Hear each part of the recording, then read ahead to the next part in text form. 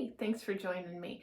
If you've ever seen a mitered granny blanket and you've wanted to make one, this is the video for you.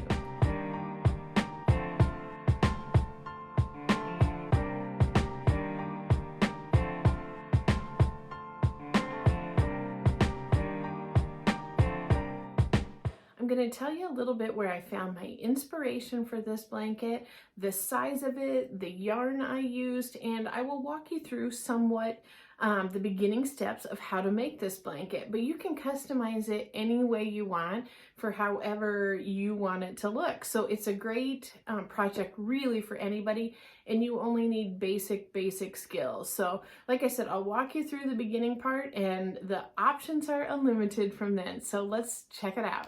For this project, I used 6 donuts of this Caron Colorama O'go in the color Baja. And I did not use the full 6 skeins. The recipient of this blanket, her favorite colors are those blues and teals, the watery colors.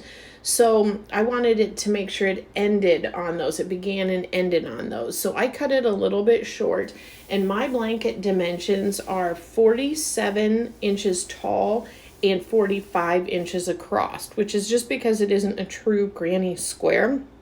With it being mitered, the shape of the stitches, are only going up. So it is, just slightly taller. And if you use the full skein, you would definitely get a slightly larger blanket than I made. And I did also use the recommended hook size of 6.5 millimeter to complete this. I've got my blanket out. Let's take a quick look.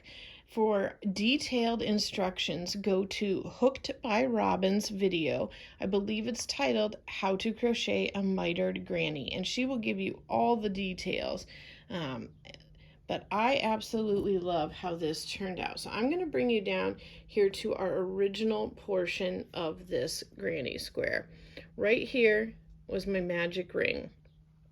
Here was my first round in the granny square. And then here is the second round. So you can see already it's quite a bit different. Normally in a granny square blanket, it would be all the way in the center, and you work out from there, so it gets bigger and bigger. But not this, it goes up and out. So like I said, here's our original and our second round, and then on the third round is actually where you start bringing it over and down, and then turn your work and bring it up and over. And then turn the work and bring it up and over. And it keeps getting larger like this every single round. It is a little bit hard to kind of wrap your brain around that, and it is easy to accidentally keep going and accidentally create a third side. But you're only ever going to be working on 2 sides of this granny square as it goes. With the self-striping yarn that I use, as you can see, it did change here in the middle of the round. So if you're looking for a perfect color symmetric, you probably don't want the striped or color blocked yarn. You might want to go with just actual different colors and put them together yourself. But I loved that Baja color, and I have never been to Baja, but I looked at some pictures and it is gorgeous, like those blues and teals in the water, and then the cliffside with the greens and the olives and the grays. It really was breathtaking picture. So I think this yarn does a good job of bringing that out. But as you can see here, the yarn I used, the color stripes were all the same. So the cool thing, in my opinion, is that you start out with this big chunk, and then as you go further on, the stripes get smaller and smaller. I mean, this looks a little big right here because I was starting, did a row, and then it's ending. I mean, you can see it's not like over here this looks small, but it's because that was over there. So you can see as the blanket goes out, it gets much smaller stripes. And I think it is a great geometric effect for this blanket.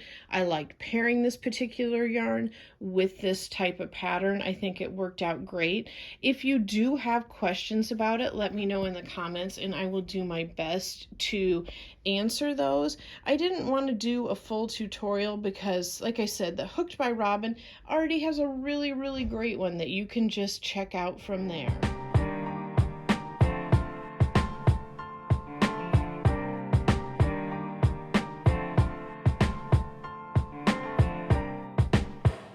I hope you enjoyed this video on the Mitered Granny Blanket.